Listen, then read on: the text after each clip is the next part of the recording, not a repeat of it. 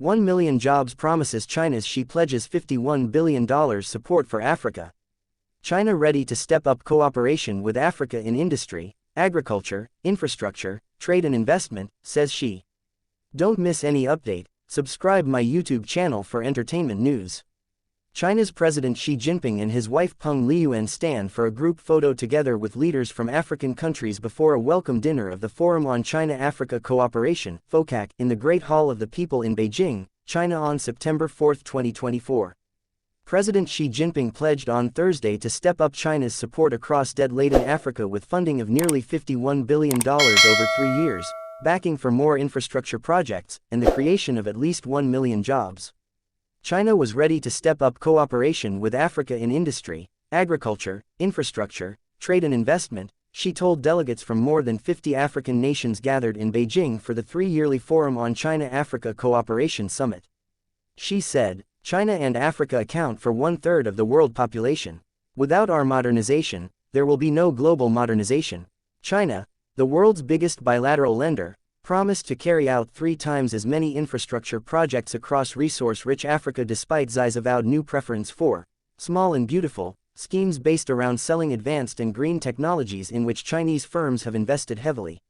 The Chinese leader committed 360 billion yuan $50.70 billion in financial assistance over 3 years, but specified that 210 billion would be disbursed through credit lines and at least 70 billion in fresh investment by Chinese companies.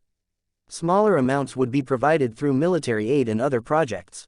At the 2021 China-Africa Summit in Dakar, China promised at least $10 billion in investment and the same again in credit lines. This time, the financial assistance would be in yuan, in an apparent push to further internationalize the Chinese yuan. After the opening ceremony, delegates adopted the Beijing Declaration on Building a Shared Future in the New Era, as well as the Beijing Action Plan for 2025-2027, Chinese state media said. Xi also called for a China-Africa network of land and sea links and coordinated development, urging Chinese contractors to return to the continent now that COVID-19 curbs that disrupted its projects had been lifted. He did not mention debt in his speech, despite Beijing being many African states' biggest bilateral lender, but the action plan included terms for repayment postponements and called for the establishment of an African rating agency.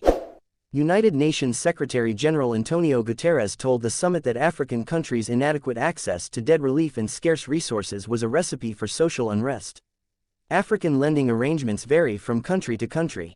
Gulf states like Saudi Arabia come after China for countries such as Ethiopia. Others like Kenya would have many creditors including European nations.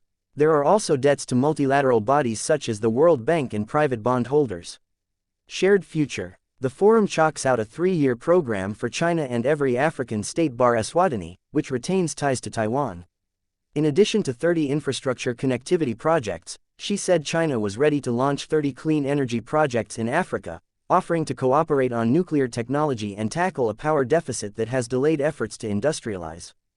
But he did not reiterate his pledge at the 2021 forum in Dakar for the Asian giant to buy $300 billion worth of African goods, pledging only to unilaterally expand market access. Analysts say Beijing's rules on plant sanitary checks are too strict, making China unable to meet that promise. But Africa looks set to receive more Chinese financing instead. Last year, China approved loans worth $4.61 billion to Africa, in the first annual increase since 2016. Xi said, "I'm here to see how best we can foster our relationship with China," Princess Dugba, Sierra Leone's Fisheries and Marine Resources Minister, said on the summit's sidelines. "China is getting us a fish harbor, which is one of the first of its kind.